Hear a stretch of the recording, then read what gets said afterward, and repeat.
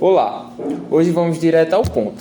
Como manejar espécies exóticas invasoras e replantar uma área com espécies nativas, seguindo passo a passo, simples e completo. Vamos entender por que isso é importante, como fazer na prática e como garantir que a área se recupere de verdade. Por que fazer manejo das espécies exóticas invasoras? Antes de começar a parte prática, precisamos entender o motivo das espécies exóticas invasoras são hoje uma das maiores causas da perda de biodiversidade. Elas chegam, tomam conta da área, consomem os recursos e impedem que nativas cresçam naquela área. Então, se você tem espaço degradado, o primeiro passo para recuperar é retirar essas espécies. O que é uma espécie exótica invasora? Bom, como mostrado nos outros vídeos, uma espécie exótica invasora é uma espécie que é introduzida fora do seu local de origem, é denominada exótica invasora por conta do seu poder de dispersão e o impacto ao meio ambiente local. Muitas vezes ela chega porque trouxe para plantar ou para a criação e depois ela se espalha. O problema é que, quando ela se instala, ela compete com as nativas e muda do funcionamento natural daquela área. Agora que entendemos por que as plantas exóticas invasoras são um problema, vamos para a parte prática.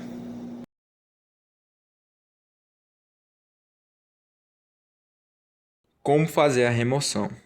Esse processo pode ser feito de 3 formas: mecânica, química e mista. Cada uma delas tem sua função dependendo do tamanho da área, do tipo de planta e das condições do lugar. A remoção mecânica é mais indicada para ervas, plantas de pequeno porte, com a utilização de enxadas e estradecos voltados para gramíneas distribuídas em uma menor área. Já para as áreas maiores e a presença de lenhosas, é feita a utilização de tratores e motosserras. Em adição, temos o controle misto, que une técnicas de remoção mecânica e química ao mesmo tempo. É usada quando há presença de lenhosas de grande porte e apenas um método não é eficaz sozinho. Já na remoção química, é feito o uso de herbicidas para matar as exóticas invasoras. Nesse método, utilizamos herbicidas como triclopir, que é o mais eficaz nesses casos, e o picloram, que são produtos químicos utilizados nesse processo. Algumas espécies que estão em estágios de vida jovem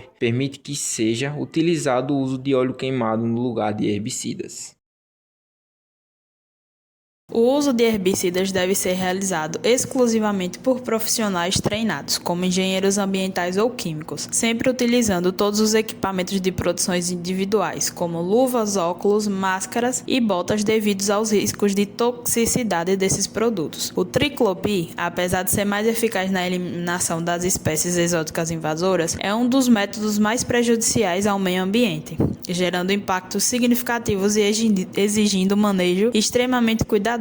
O uso correto dos herbicidas é essencial para evitar danos às outras plantas e ao solo e a lençóis freáticos. Além disso, esses produtos exigem precauções rigorosas. O plicoran é um herbicida de classe 3, considerado perigoso para o meio ambiente, enquanto o triclopir se enquadra na classe 2, sendo classificado como muito perigoso ao meio ambiente. O triclopir também chama atenção por sua alta mobilidade, apresentando grande potencial de deslocamento no solo e podendo alcançar especialmente as águas subterrâneas. Mais informações sobre o uso desses produtos serão disponibilizadas na descrição do vídeo.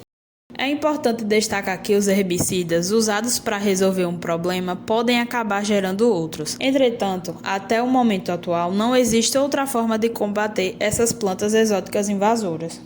Agora vamos falar sobre como utilizar os produtos. No método em que a árvore é cortada perto do chão e o corte recebe a pincelada da mistura, usa-se entre 100 e 200 ml de triclopir por litro. Já o picloram é usado entre 30 e 50 ml por litro. Depois de pronta, essa calda é aplicada no corte do tronco, gastando normalmente de 10 a 20 ml por árvore. Já no método em que é feito um anelamento no tronco sem derrubar a árvore e depois é aplicada a cauda, nessa faixa descascada, as concentrações são maiores. Para esse caso, usa-se 200 a 300 ml de triclopir por litro de calda ou 50 a 100 ml de picloram. Nesse método, o consumo da mistura por árvore costuma ser maior, ficando entre 20 e 40 ml. A exemplo de custo, para estimar o custo de uso desses herbicidas, podemos tomar como exemplo Parnato, que possui aproximadamente 8.024 hectares. Considerando que 5% dessa área esteja invadida por espécies exóticas invasoras, teríamos aproximadamente 4.001 hectares necessitando de manejo. No caso do triclopir, aplicado pelo método de pincelamento, o custo seria de aproximadamente R$ 216 mil. Já no método de anelamento, o manejo da mesma área invadida resultaria em um custo de R$ 433 mil. Para o herbicida picloram, utilizando o método de pincelamento, os 5% de área invadida resultaria em um custo total de aproximadamente R$ 63 mil. Já no método de anelamento, essa mesma área custaria aproximadamente R$ 126 mil. Além de aprender métodos de como fazer a remoção de exóticas invasoras, também é importante entender quais métodos não são eficazes. Técnicas como queimadas não funcionam. Ainda nesse sentido, não remover as plantas por completo, utilizar os herbicidas em estação chuvosa ou a aplicação dos produtos sem um conhecimento prévio também não são eficazes para o controle de exóticas invasoras.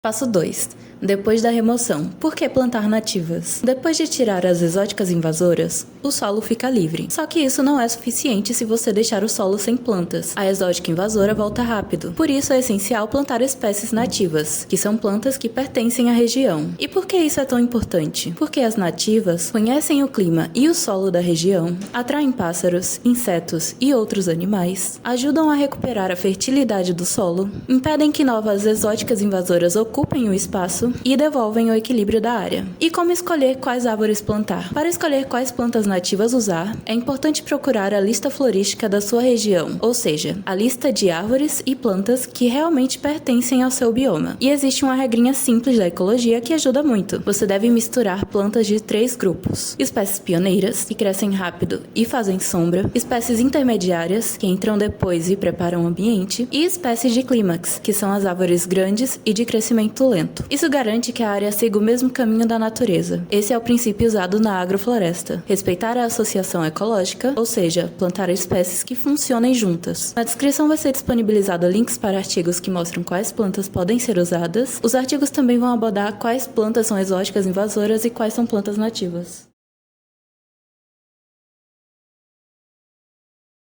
Passo 3. Como plantar. Depois que a área está limpa das espécies exóticas invasoras, chega a parte mais importante do processo, que é o plantio das mudas nativas. Esse plantio precisa ser feito com cuidado, porque é ele que vai garantir que a área se recupere de verdade e que as exóticas invasoras não voltem a dominar. Para plantar corretamente, começamos preparando a cova, que é o buraco onde a muda vai ficar. Ela precisa ser de um tamanho adequado para acomodar o torrão da planta sem apertar nem deixar solto demais. O ideal é que o solo esteja úmido, porque isso facilita o crescimento das raízes e aumenta muito a chance da muda pegar. Com a cova pronta, colocamos a muda no centro, ajeitando as raízes com cuidado para que elas não dobrem ou quebrem. Depois, cobrimos tudo com terra e pressionamos levemente usando as mãos, só para firmar a muda no solo. Não precisa apertar demais, é apenas para garantir que ela fique estável e não tombe com o vento ou a chuva. Em alguns casos, se a muda estiver muito exposta ao sol ou se o solo for pobre, é possível adicionar um pouco de matéria orgânica ou fazer uma cobertura com folhas secas ao redor. Isso ajuda a manter a umidade e protege a raiz. Outra parte muito importante do plantio é respeitar o espaçamento entre as mudas. Isso significa que elas não podem ser plantadas muito próximas umas das outras, porque senão acabam competindo por luz, água e nutrientes. Normalmente usamos de 50 por 50 de cada muda ou 30 por 30 centímetros, caso o local esteja infestado por gramíneas. Esse espaço garante que cada árvore tenha condições de crescer sem prejudicar as outras. Depois de plantar, fica a critério de cada pessoa querer marcar cada muda com uma plaquinha ou estaca, indicando a espécie. Isso ajuda no monitoramento, porque você consegue saber quais espécies cresceram, quais precisam de reposição e como está o desenvolvimento da área. E claro, o cuidado não termina no dia do plantio. É importante voltar ao local de tempos em tempos para checar se as mudas estão firmes, se não apareceram novas exóticas invasoras ao redor delas, na época da seca fazer regas quando necessário e fazer a substituição, caso necessário, de mudas que morreram por novas mudas que podem se adaptar melhor ao local. É esse acompanhamento que faz toda a diferença no sucesso da restauração. É importante ressaltar que o uso dos métodos tradicionais de espaçamento de fileiras, onde são construídas fileiras mais distantes umas das outras, pode ser que não tenha um bom resultado, já que as exóticas invasoras invasoras vão conseguir coletar recursos presentes no espaço disponível.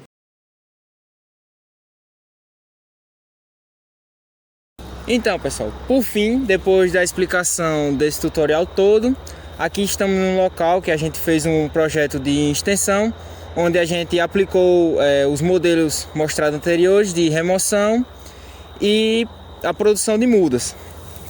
Aqui está, né, uma das mudas que a gente plantou, seguindo aquele mesmo princípio de plantar de alta densidade de mudas, né, por conta que esgota os nutrientes e as gramíneas não conseguem voltar para o local. Aqui está um bom exemplo. Tá vendo essas gramíneas aqui? Elas todas estavam povoando esse local. Porém, quando a gente fez a remoção manual, né, através com a ajuda de enxadas e enxadecos, removemos todas elas, plantamos em alta densidade. Então, por ter uma grande população de gramíneas, a gente teve que plantar com um espaçamento de 30 centímetros entre uma muda e outra e entre uma fileira e outra, né? Já para evitar com que ela volte e popule esse local. E vocês podem ver, né, claramente que esse local não está mais populado por ela, né? Não tem mais população dela aqui e ela recuou para lá.